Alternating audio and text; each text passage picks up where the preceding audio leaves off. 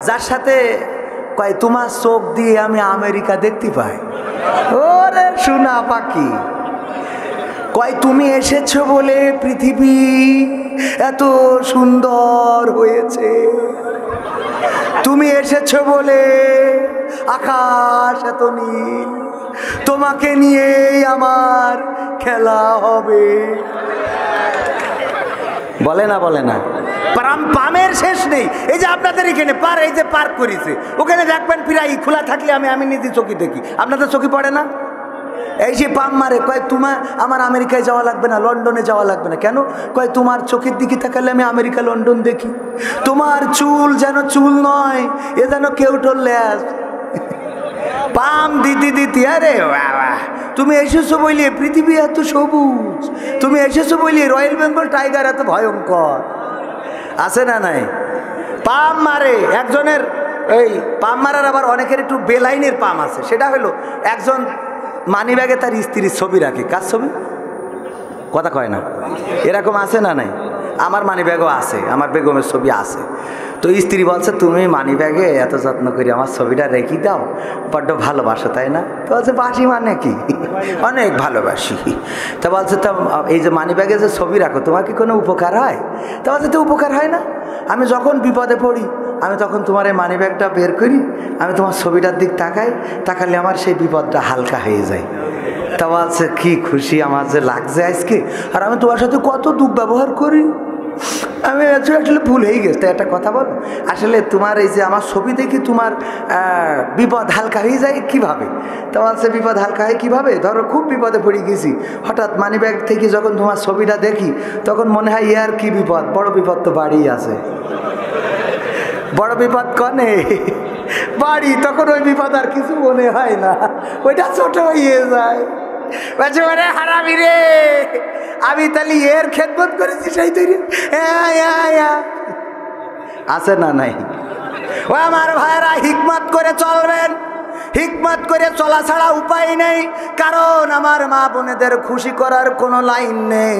অনেক মা বোন আছে খালি শুধু পড়ে পড়ে কয় অমুকের বউ দেখো কত সুন্দর শাড়ি পরিয়েছে, অমুকের বউ পালঙ্গ কিনেছে, অমুকের বউ ড্রেসিং টেবিল কিনেছে, অমুকের বউ ফ্রিজ হয়েছে, অমুকের বউ অমুক এই কিনে দিয়েছে, 3 পিস কালারটা দেখো, শাড়ি কিনে দিয়েছে কি সুন্দর কালার, আর তোমার আল্লাহ দুটো চোখ না মার্বেল দিয়েছে, যা কেন তা পরা যায় না।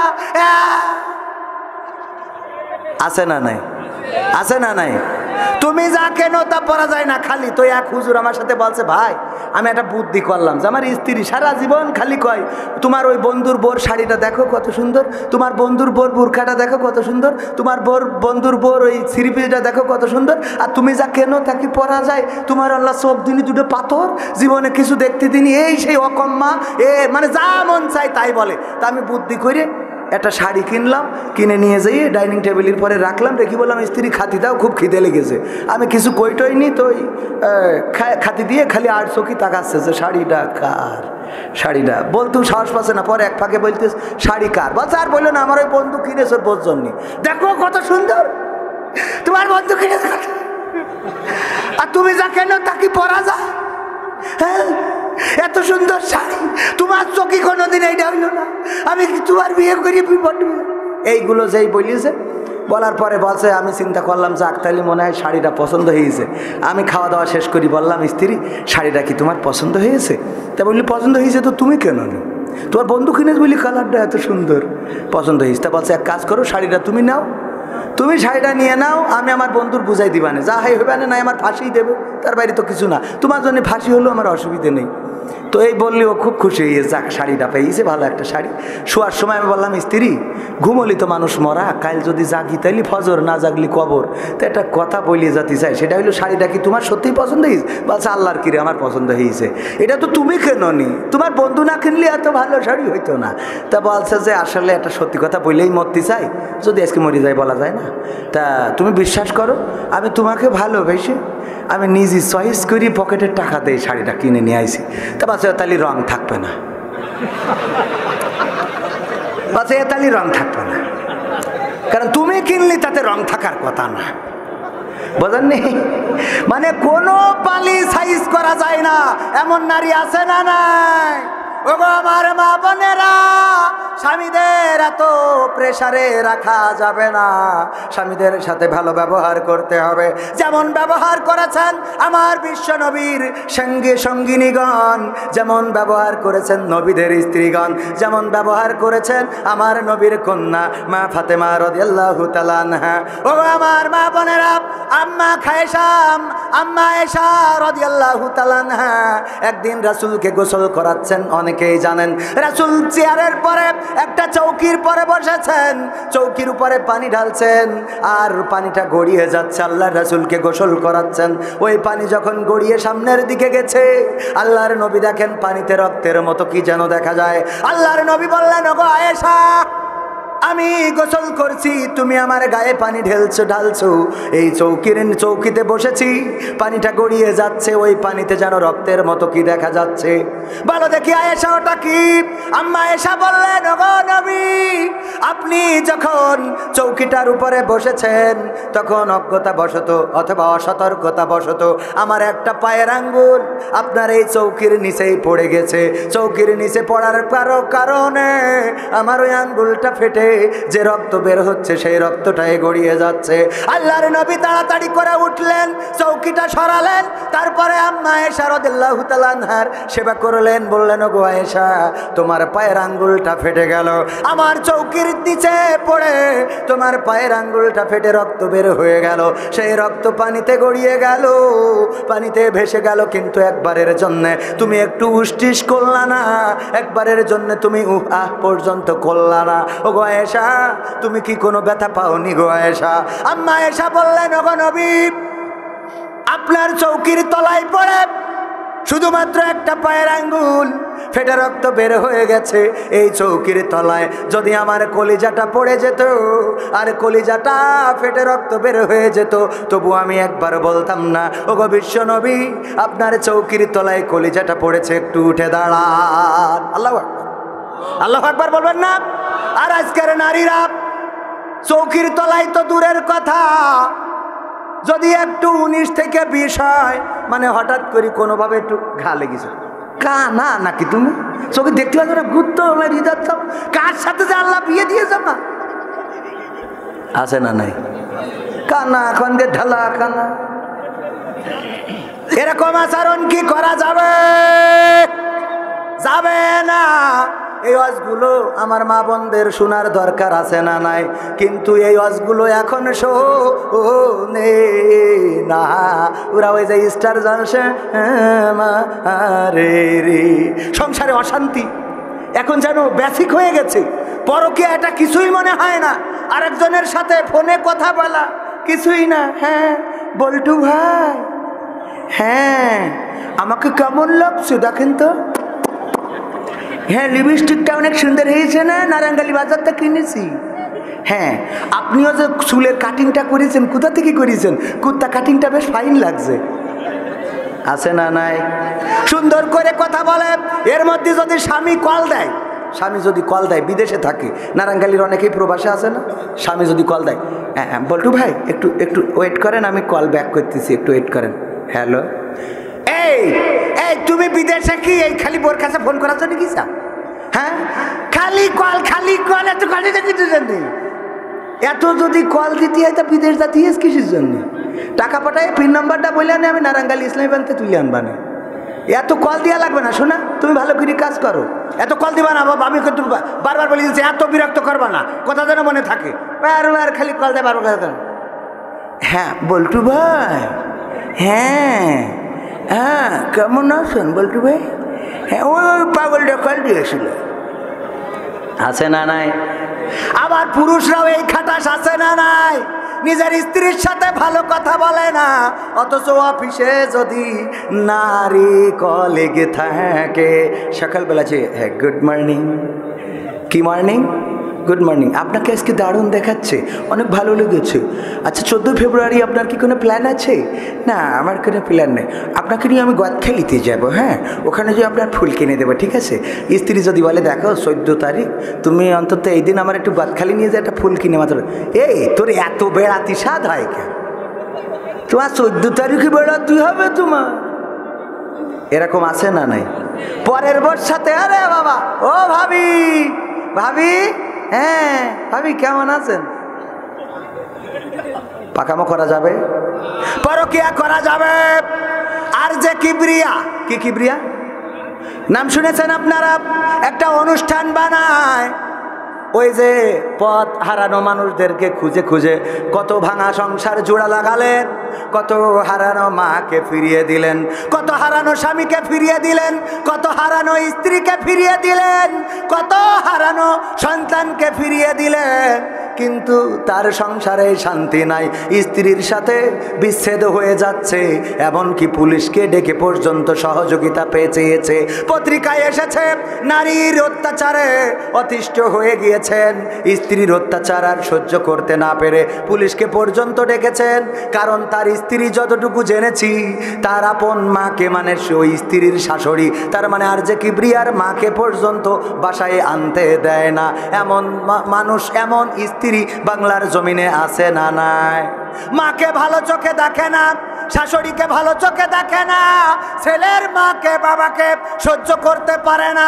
আবার অনেক নারী আছে পুত্রবধূকে ভালো চোখে দেখে না, পুত্রবধূকে সহ্য করতে পারে না, অথচ একটু পরিবর্তন হইলেই হয়ে যায়। যদি শাশুড়ি চিন্তা করে আমার পুত্রবধূ কারো না কারো কন্যা, ঠিক না, কারো না কারো মেয়ে, কারো না কারো বোন, কারো না কারো স্বজন, আমি তাকে কষ্ট দেব না, এমন চিন্তা যদি শাশুড়িরা করে, তাইলে এই সংসারে অশান্তি আসবে না।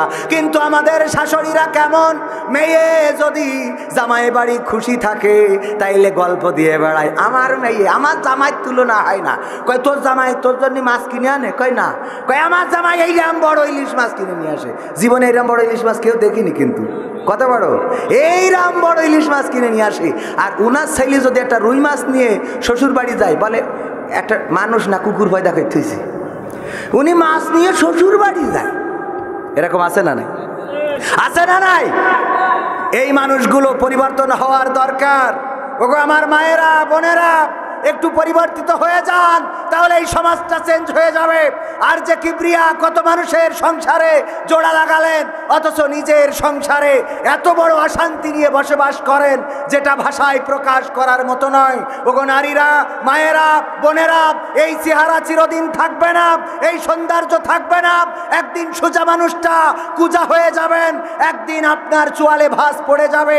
আপনার সুন্দর চেহারার দিকে মানুষ তো দূরের কথা, কুকুরও তাকাবে না, ঠিক না? ও পুরুষদের দিকে তাকাবে নাকি? পুরুষরাও যখন বুড়ো হয়ে যাবে, তখন তাদের কথা শোনার মতো মানুষ পাওয়া যাবে না, ঠিক না বে ঠিক? কি হবে বেঁচে থেকে অযথা বিদ্যা শিখে, যদি না গড়তে পারি শোষণবিহীন সমাজটাকে? কি হবে বেঁচে থেকে? কি হবে ছাত্র সেজে চুমু খেয়ে সনদ খানা, যদি হয় বিদ্যালয়টা বুবলিদের আড্ডাখানা? কি হবে ছাত্র সেজে চুমু খেয়ে সনদ খানা, যদি হয় বিদ্যালয়টা পরিমণিদের আড্ডাখানা? এর চেয়ে মরাই ভালো, দেশ ছেড়ে যাওয়াই ভালো, এর চেয়ে মরাই ভালো, দেশ ছেড়ে যাওয়াই ভালো। কি হবে ধোঁকা দিয়ে বিবেকটাকে? কথা কয় না? কি হবে ধোঁকা দিয়ে বিবেকটাকে? কি হবে বেঁচে থেকে অযথা বিদ্যা শিখে, যদি না গড়তে পারি শোষণবিহীন সমাজটাকে? কি হবে বেঁচে থেকে?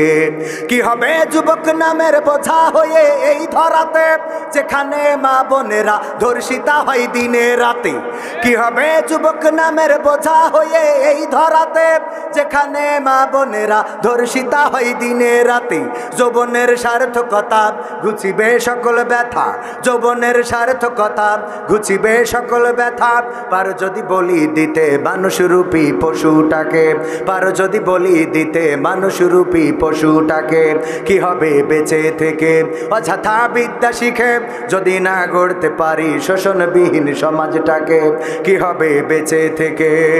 কি হবে লেখালেখি কলমবাজির ওই মহড়া, সমাজের আসল চিত্র যদি না যাই তুলে ধরা, কি হবে টিভি চ্যানেল সাংবাদিকের এই ক্যামেরা, সমাজের আসল চিত্র যদি না যাই ভিডিও করা, যদি ওই ঘুষের বলে কলমটা উল্টো চলে, যদি ওই হ্যালো কলে ক্যামেরা উল্টো বলে, তবে কি যাবে রোখা দুর্নীতিকে? যাবে যাবে? এই ওই যে কয়েকজন উঠছেন দুই একজন করে, আমরা তো শেষ করে দেবো, শেষ পর্যায়ে চলে এসেছি। এখন অনুরোধ রয়েছে প্রবাসীদের নিয়ে একটা গান, বাবাকে নিয়ে একটা গান, আরও একটা রিকোয়েস্ট কি যেন তাবলিগ জামাত নিয়ে একটু কথা বলা হয়েছে।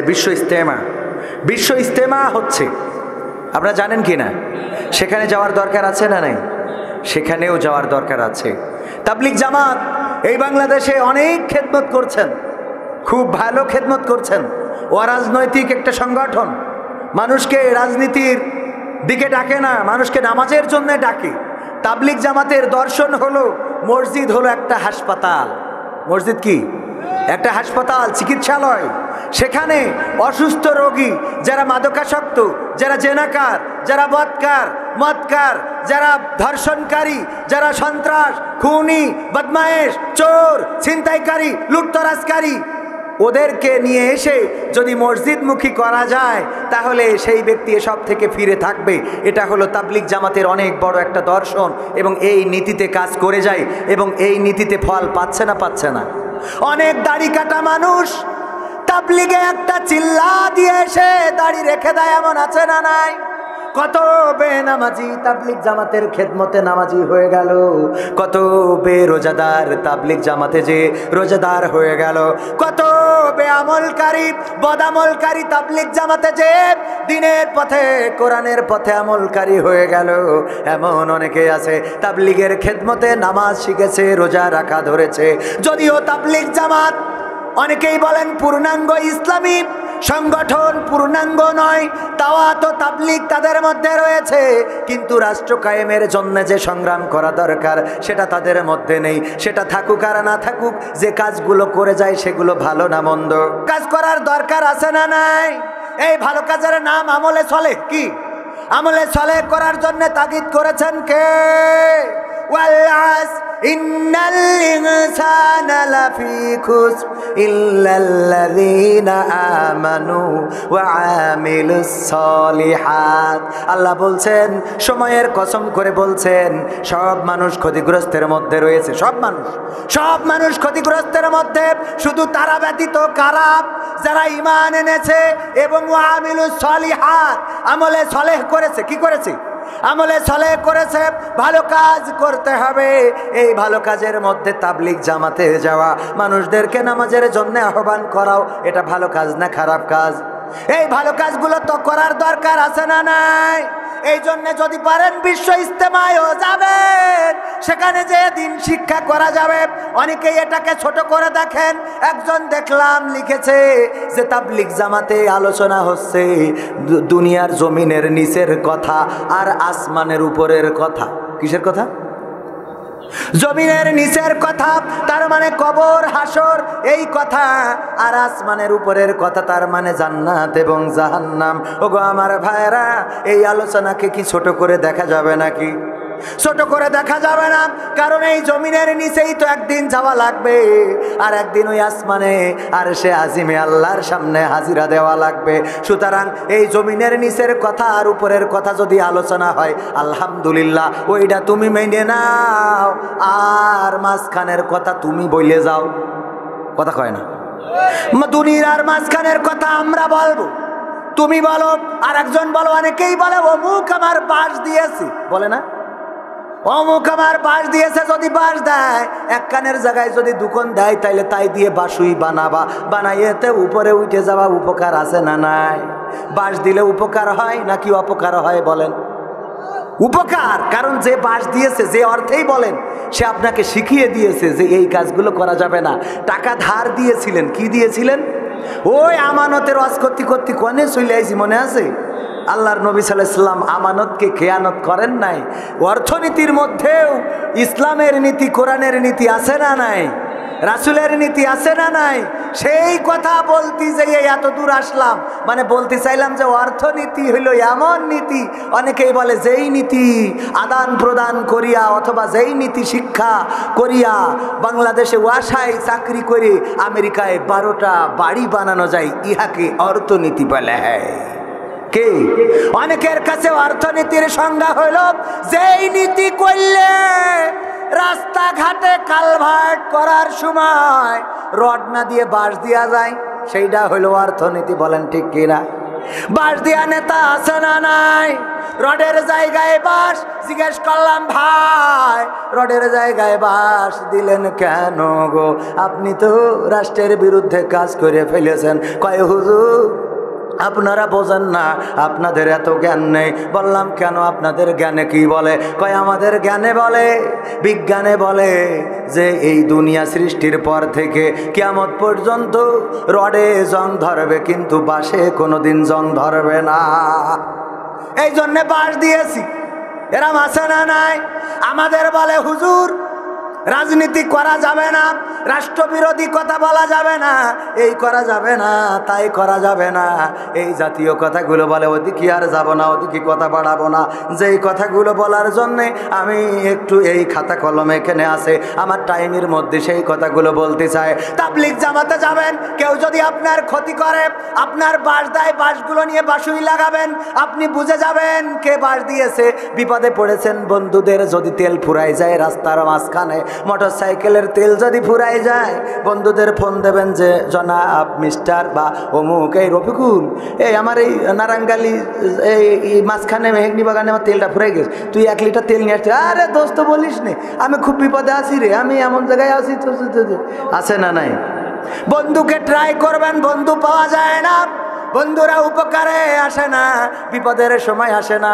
আবার টাকা ধার নেওয়ার সময় এমনভাবে কথা বলে মনে হয় ওর মতো আল্লাহর ওলি কেউ নেই, ওর মতো পীর সাহেব কেউ নেই। আর টাকা ধার দেওয়ার পরে যেন টাকা চাইতে গেলে মনে হয় আপনার মতো কাঙাল আর পৃথিবীতে কেউ নেই। ও হইল ডোনাল্ড ট্রাম্প। ও কি ডোনাল্ড ট্রাম্প? এরম বিপদে পড়েছেন না পড়েন নাই? এরম বিপদে পড়ার লোক আছে না নাই? এরম বিপদেও পড়েছেন। কি হবে বেঁচে থেকে? কি হবে নামাজ রোজা ইমানদারির বড়াই করে? কোরআনের পাখি যদি আজও থাকে কারাগারে। কি হবে নামাজ রোজা ইমানদারির বড়াই করে? কোরআনের খাদেম যদি আজও থাকে কারাগারে। মসজিদের কোণে বসে জিকির যত করো কষে, মসজিদের কোণে বসে তসবিহ যত টানো ঠেসে, এভাবে যায় না পাওয়া আল্লাহকে। যায় এভাবে যায় না পাওয়া আল্লাহকে। কি হবে বেঁচে থেকে? অযথা বিদ্যা শিখে যদি না গড়তে পারি শোষণবিহীন সমাজটাকে। কি হবে বেঁচে থেকে? কি হবে আলেম হয়ে ইমাম সেজে মসজিদেতে, পারো যদি সত্য কথা উচ্চ স্বরে না বলিতে। কি হবে আলেম হয়ে ইমাম সেজে সমাজেতে, পারো যদি সত্য কথা উচ্চ স্বরে না বলিতে। চাকরির ভাই করো যদি ছেড়ে দাও ইমামতি, চাকরির ভাই করো যদি ছেড়ে দাও ইমামতি। কি হবে ধোঁকা দিয়ে আল্লাহকে? কি হবে ধোঁকা দিয়ে আল্লাহকে? কি হবে বেঁচে থেকে? অযথা বিদ্যা শিখে যদি না গড়তে পারি শোষণবিহীন সমাজটাকে। কি হবে বেঁচে থেকে? কি হবে নেতা হয়ে জনবলে ঘাড় ফুলিয়ে, দড়া টানা গরম দেখে যদি থাকো ঘরে শুয়ে। এরকম নেতা আছে না নাই? আছে না নাই? কি হবে নেতা হয়ে জনবলে ঘাড় ফুলিয়ে, দড়া টানা গরম দেখে যদি থাকো ঘরে শুয়ে। এর সেই যে গুজে খেলা হবে, এর সেই যে গুজে ভিলেনের সঠিক পদে, এর সেই যে গুজে ভিলেনের সঠিক পদে। দিয়ে দাও অভিনয় জীবনটাকে, দিয়ে দাও অভিনয় জীবনটাকে। কি হবে বেঁচে থেকে? অযথা বিদ্যা শিখে যদি না গড়তে পারি শোষণবিহীন সমাজটাকে। কি হবে বেঁচে থেকে? কি কি হবে আকাশ ছোঁয়া বিলাসবহুল বাড়ি গাড়ি, না খেয়ে কত মানুষ পরপারে দিচ্ছে পাড়ি। কি হবে আকাশ ছোঁয়া বিলাসবহুল বাড়ি গাড়ি, না খেয়ে কত মানুষ পরপারে দিচ্ছে পাড়ি। আজরাইল আসবে যবে মাটিতেই পড়ে রবে, আজরাইল আসবে যবে মাটিতেই পড়ে রবে। কোনো কাজে লাগবে না ওই প্রাসাদটাকে, কোনো কাজে লাগবে না ওই প্রাসাদটাকে। কি হবে বেঁচে থেকে অযথা বিদ্যা শিখে, যদি না গড়তে পারি শোষণবিহীন সমাজটাকে। কি হবে বেঁচে থেকে। আইনুদ্দিন আল আজাদ রহমাতুল্লাহ আলাইহি এই পর্যন্ত লিখেছেন, আমি আবার এক কলি এখানে অ্যাড করেছি, শোনাই। কি হবে বিশ্ব নবীর উম্মত বলে দাবি করে, আর্জেন্টিনা গেঞ্জি পরো দাড়ি টুপি বাতিল করে। কি হবে বিশ্ব নবীর উম্মত বলে দাবি করে, ব্রাজিলের গেঞ্জি পরো দাড়ি টুপি বাতিল করে। স্বাধীন বাংলার আকাশে ভিনদেশি পতাকা ভাসে, স্বাধীন বাংলার আকাশে ভিনদেশি পতাকা ভাসে। বাঙালির এত আবেগ করতে আসে, বাঙালির এত আবেগ কোথা থেকে আসে। কি হবে বেঁচে থেকে অযথা বিদ্যা শিখে, যদি না গড়তে পারি শোষণবিহীন সমাজটাকে। কি হবে বেঁচে থেকে। শোষণ মুক্ত সমাজ গড়ার দরকার আছে না নাই? আমার বঙ্গবন্ধু শেখ মুজিবুর রহমান স্বাধীনতার মহান স্থপতি, উনি একটি শোষণ মুক্ত সমাজ চেয়েছিলেন, দুর্নীতি মুক্ত, দুঃশাসন মুক্ত, কদাচার মুক্ত, পাপাচার মুক্ত একটি সমাজ চেয়েছিলেন। দুঃখজনক হলেও সত্য। নারায়ে তাকবীর, নারায়ে তাকবীর, আল্লাহু আকবার। আল কোরআনের আলো, আল কোরআনের আলো, সাথে সাথে চালো। কোরআন হাদিসের আলো, নারায়ে তাকবীর, আল্লাহু আকবার। আল কোরআনের আলো, ঘরে ঘরে চালো। কোরআন হাদিসের আলো, ঘরে ঘরে চালো। ইসলামের শত্রুরা হুঁশিয়ার সাবধান, হুঁশিয়ার সাবধান, ইসলামের শত্রুরা। নারায়ে তাকবীর। এই সবাই এই ফাঁকে আবার এই ফাঁকে দেখছি অনেকেই উঠে চলে যাচ্ছেন। আমরা আর একটুখানি সময় প্রবাসীদের নিয়ে একটা সঙ্গীতের রিকোয়েস্ট রয়েছে, আমরা একটু তোমাকে জাগতে হবে। হ্যাঁ, এই যে দেখেন, এই যে দেখেন ভাই, অন্ধকারে গেলেও আল্লাহ দেখে। কে দেখে? কে দেখে? অন্ধকারে গেলেও কে দেখে? আল্লাহ দেখে না? দেখে না? আল্লাহ অন্ধকারেও দেখে। যারা অন্ধকারে গোল মারলে মনে করছেন সামনে দিয়ে তো যাওয়া যাচ্ছে না, লজ্জা করতেছে, তো অন্ধকারের ফাঁক দিয়ে বের হয়ে যায়। ভাইরা আর অল্প একটু সময়, আমাকে যে টাইমটা বলা হয়েছিল সে টাইমটা পার হয়ে গেছে। তারপরেও যেহেতু কমিটির কিছু রিকোয়েস্ট রয়েছে, একটা প্রবাসীদের গান, আব্বার গান, তোমাকে জাগতে হবে গান শোনাতে হবে। সব শোনাবো, সব শোনাইলে থাকবেন। কোরআনের প্রেমিকেরা থাকবে, আর যারা আবু জাহেলের প্রেমিক তারা চলে যাবে। বলেন ঠিক কিনা? কোরআনের পক্ষে থাকতে হবে, কোরআনের পক্ষে কথা বলতে হবে, কোরআন কায়েমের সংগ্রাম করতে হবে, কোরআন কায়েমের মিছিলে শামিল থাকতে হবে। কোরআন কায়েমের আন্দোলনে যদি বুকের তাজা রক্ত ঢালা লাগে, বুকের তাজা রক্ত ঢেলে দিয়ে সেই রক্তের সাগরে সাঁতার কেটে কেটে একটি রক্তাক্ত বিপ্লবী কালেমার পতাকা বাংলার জমিনে উড়াবো। কারা কারা রাজি? দুটি হাত দেখাতে হবে।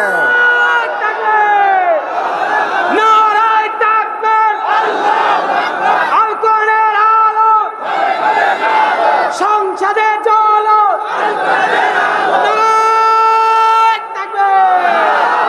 ওগো মুসলমানেরা, তোমাদেরকে জাগতে হবে, নতুন স্লোগানে নতুন ভাবে উজ্জীবিত হতে হবে।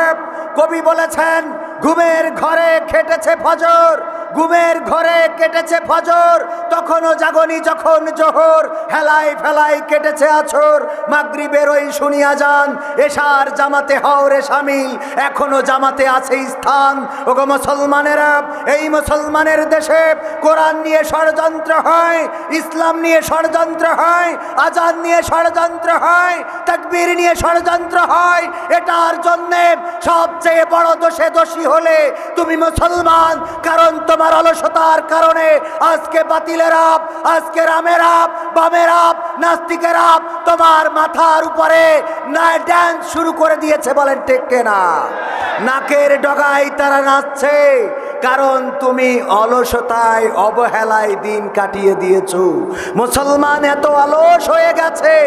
একবার শিক্ষক ক্লাস রানী কক্ষে বলল, তোমাদের মধ্যে অলসকে একটু হাত উঁচু করো।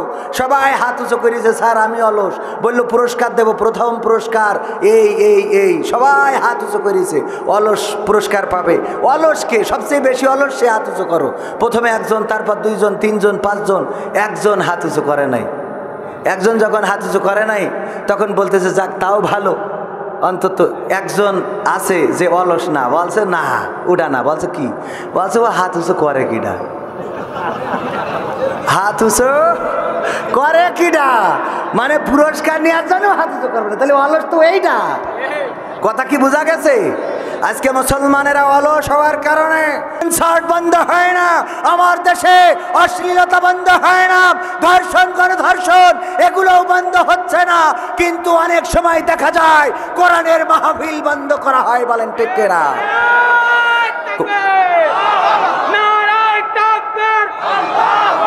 ইসলামের শত্রুরা হুঁশিয়ার, সাবধান।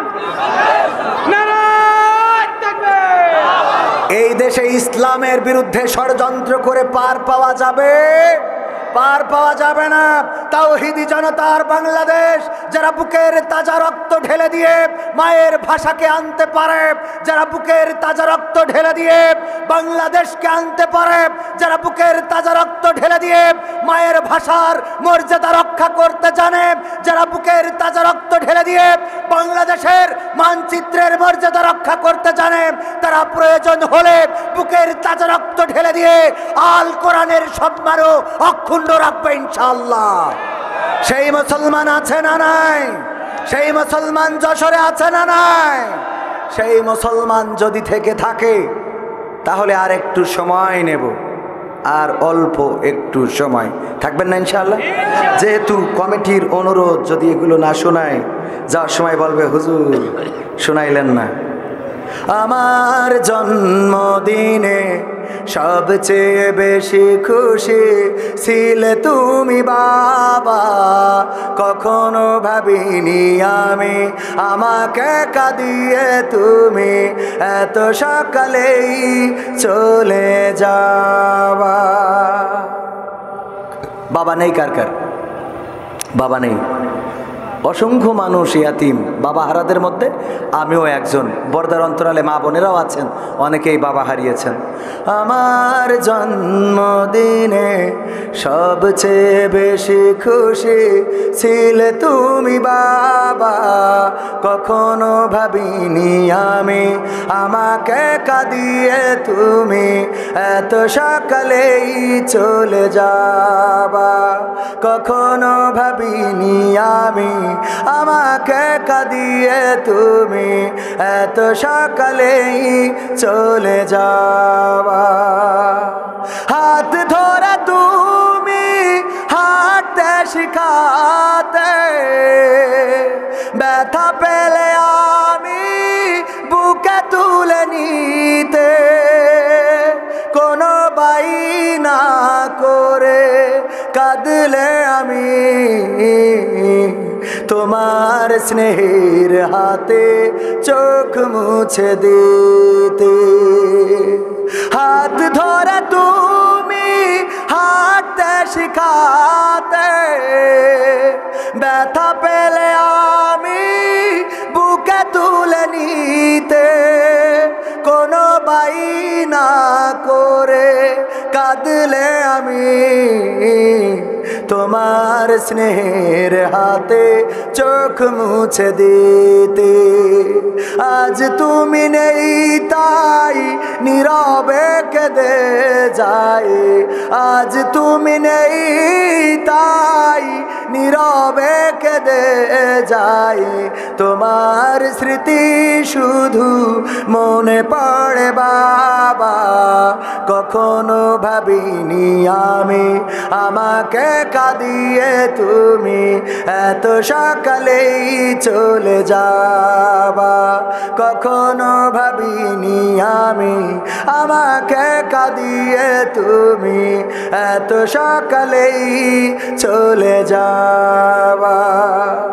তুমি তো ছিলে বাবা বটেরই ছায়া, আদর সোহাগ দিতে করতে মায়া, তোমারই সম্পদ নষ্ট করেছি কত, কখনো বলনি তুমি আমি অপায়া। তুমি তো ছিলে বাবা বটেরই ছায়া, আদর সোহাগ দিতে করতে মায়া, তোমারই সম্পদ নষ্ট করেছি কত, কখনো বলনি তুমি আমি অপায়া। আজ তুমি দূরে দূর বহু দূরে, আজ তুমি দূরে দূর বহু দূরে, কেমন আছো তা জানি না বাবা, কখনো ভাবিনি আমি আমাকে কাঁদিয়ে তুমি এত সকালেই চলে যাবা, কখনো ভাবিনি আমি আমাকে কাঁদিয়ে তুমি এত সকালেই চলে যাবা। আমার জন্মদিনে সবচেয়ে বেশি খুশি ছিলে তুমি বাবা, কখনো ভাবিনি আমি আমাকে কাঁদিয়ে তুমি এত সকালেই চলে যাবা। এই নারাঙ্গালিতে অনেক প্রবাসী। এটা কি আবার কি হলো? আমার এতগুলো হাদিয়া, একটা চাবি পাওয়া গেছে কোনে? মহিলা প্যান্ডেলের সামনে একটা চাবি পাওয়া গেছে। ওই চাবি যাদের দরকার, কিছু চাবি, কয়েকটা চাবি যাদের হারাই গেছে তারা এই স্টেজে যোগাযোগ করি চাবিটা নেবেন। আমার কিছু হাতিয়া দিয়ে আগে পকেটে পুরে দিলাম। ও হারাই গেল, অসুবিধা নেই। ও তো তালা ভেঙার মনে আছে সিন্ধুকি চাবি। হ্যাঁ, কটা চাবি তাও সে মনে হয় ছাগলের ঘরে, তাই এই কাছে এই ওই মহিলাদেরই হয় আসলের মধ্যে গিরে মাই থইল। টাকা এমন গিরে মারা মারে যে আয়রন নিয়ে গেলে কই আয়রন করবো না, ব্যাংকে তো নিতেই চায় না, ঠিক কিনা? ওই আরেকে জানলা যদি কারোর জরুরি দরকার হয় নেবেন, অসুবিধা নেই। প্রবাসীদের একটা সঙ্গীত শুনে যে এটা শোনাই শেষ করি। এটা তোমাকে দেখতে হবে, হ্যাঁ রাত হয়ে গেছে। আমার কইলো 12টায় শেষ করতে, এখন 12:15 বেজে গেছে। আচ্ছা আচ্ছা বলছে হোক, একটা বাজো। হ্যাঁ, আমার বাংলাদেশের প্রবাসীদের গল্প বলি শোনো, আমার নারাঙ্গালির প্রবাসীদের গল্প বলি শোনো, আমার যশোরের ওই প্রবাসীদের গল্প বলি শোনো। এ গল্প তো কল্পনা নয়, তোমরা কি তা জানো? ও ভাই, এ গল্প তো কল্পনা নয়, তোমরা কি তা জানো? আমার নারাঙ্গালির প্রবাসীদের গল্প বলি শোনো। পল্লী গায়ের দুরন্ত ছেলে বাপে ডাকে খোকা, হঠাৎ করে ঢুকলো মাথায় বিদেশ যাওয়ার পোকা। রোগে শোকে ক্লান্ত পিতা খাটার নাই উপায়, বেকার ছেলের এমন কথায় বাবাও দিল সাই। ক্ষেতের জমি হালের গরু বিক্রয় করে দিয়ে বাকি টাকা করলো পূরণ মায়ের গহনা নিয়ে। অনেক আশা বুকে বেঁধে ছাড়লো যখন বাড়ি, সে যে কি বেদনা বিধুর ছিড়লো যেন নাড়ি। মায়ে কান্দে, ভাইয়ে কান্দে, কান্দে আপন জন, চোখের জলে বুক ভেসে যায়, শক্ত করে মন। এমন মানুষ কোন সেজনা, এমন মানুষ কোন সেজনা, তোমরা কি তা জানো? আমার মালয়েশিয়ার প্রবাসীদের গল্প বলে শোনো, আমার নারাঙ্গালির প্রবাসীদের গল্প বলে শোনো। বিমানেতে বসে খোকা জানালারি পাশে, নীল আকাশে তাকিয়ে দেখে মায়ের ছবি ভাসি। আসল দিয়ে চোখ মুছে মা প্রভুকে যে বলে, আল্লাহ তুমি ভালো রেখো আমার কোলের ছেলে। খোকা যে ছিল মা জননীর কলিজারি ভোটা, ভাবতে সব চোখ ভিজে জল পড়লো ফোটা ফোটা। এমন মানুষ কোন সেজনা, এমন মানুষ কোন সেজনা, তোমরা কি তা জানো? আমার বাংলাদেশের প্রবাসীদের গল্প বলে শোনো, আমার যশোর জেলার প্রবাসীদের গল্প বলে শোনো। নদ নদী আর সাগর নগর দিয়ে খোকা পাড়ে পৌঁছালো যে অতি সাধের বিদেশের বাড়ি। অনেক কষ্টে মিলল খোকার এমন একটা কাজ, হাড় ভাঙা খাটুনি তাতে সকাল দুপুর সাজ। রোগে শোকে কাজ করে যায়, করে না অবহেলা, আকাশ সমান স্বপ্ন দেখে কাটিয়ে দেয় বেলা। মা জননীর সাথে যখন খোকা কথা কয়, বলে বাবা কেমন আছো জানতে ইচ্ছা হয়। মাগো আমি ভালো আছি, মাগো আমি ভালো আছি, দুঃখ নেই তো কোনো। আমার মালয়েশিয়ার প্রবাসীদের গল্প বলে শোনো, আমার সৌদি আরবের প্রবাসীদের গল্প বলে শোনো।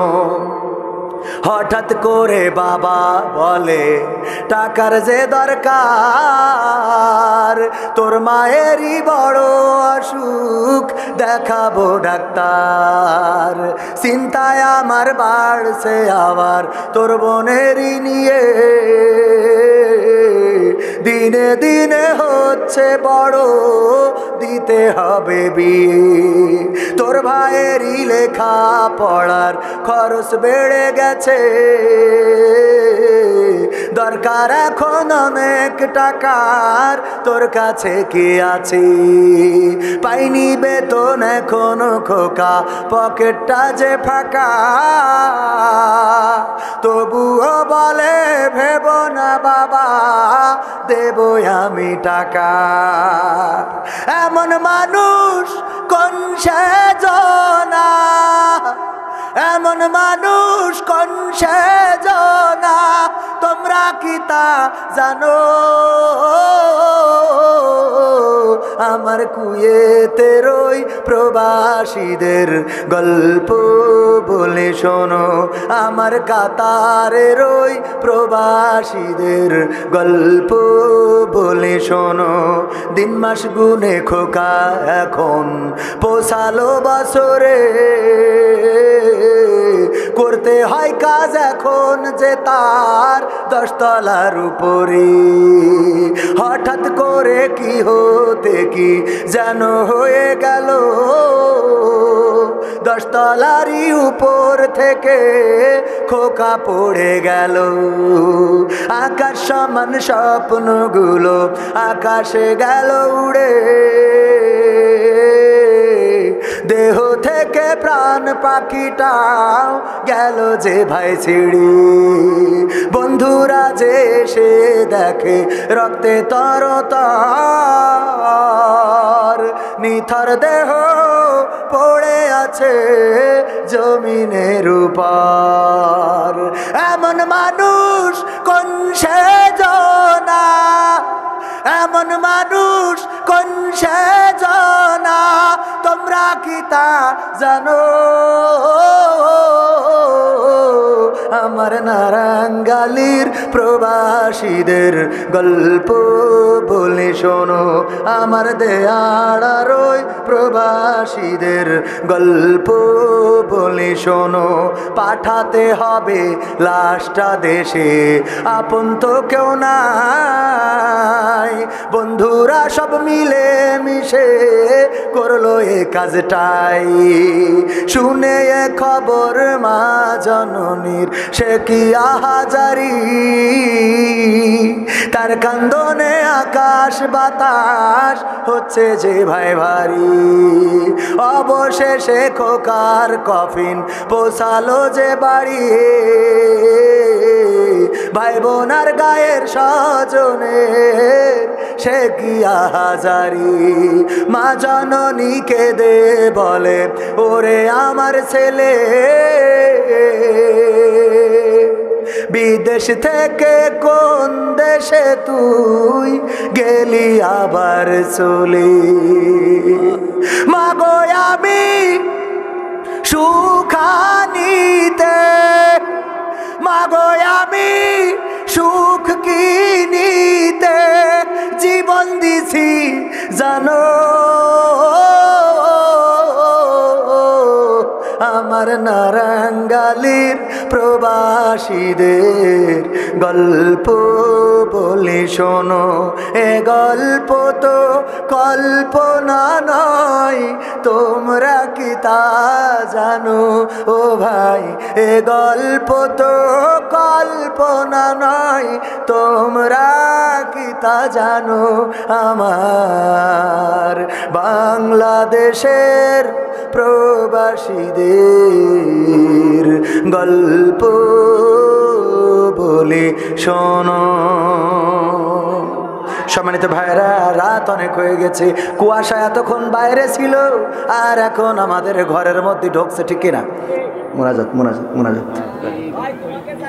আর আর না, এই মসজিদের জমিদাতা একজন মহিলা অসুস্থ আছে, আল্লাহ সুস্থতা দান করে দাও। প্রাক্তন সভাপতি অসুস্থ, আল্লাহ সুস্থতা দান করে দাও। এই পাঠাগারের একজন উপদেষ্টা অসুস্থ, সব অসুস্থ কেন? সব রোগী মরিছে, আল্লাহ সুস্থতা দান করে দাও। মেম্বার সাহেবের আব্বা মায়ের জন্য দোয়া, 5,000 টাকা দিয়েছেন। কয় হাজার? 5,000। আল্লাহ দানকে কবুল করে নাও, নেখায়াত দিয়ে দাও। আসান আলী অসুস্থ, দোয়া চেয়েছে। প্রবাসীদের জন্য দোয়া, এই মাহফিলে অর্থ দিয়ে অনেক সাহায্য করেছে প্রবাসীরা, আল্লাহ প্রবাসীদের নেখায়াত দিন, বলেন আমিন। সভাপতি সাহেব তাহলে দোয়া করে দিই। আলহামদুলিল্লাহি রাব্বিল আলামিন। রব্বানা যালামনা أنفسنا وإن لم تغفر لنا وترحمنا لنكونن من الخاسرين. ربنا آتنا في الدنيا حسنة وفي الآخرة حسنة وقنا عذاب النار. ওগো আল্লাহ, তুমি তোমার কুদরতের চোখ দিয়ে একটু তাকিয়ে দেখো গো আল্লাহ, তোমার রহমতের চোখে একটু তাকিয়ে দেখো গো এই নারাঙ্গালিতে। ওগো আল্লাহ, এই নারাঙ্গালির মাটিতে, জমিনের উপরে শীতকে উপেক্ষা করে তোমার বান্দারা সন্ধ্যা থেকে গভীর রাত পর্যন্ত কোরআনের কথা শোনার জন্য, ইসলামের কথা শোনার জন্য, সুস্থ সংস্কৃতির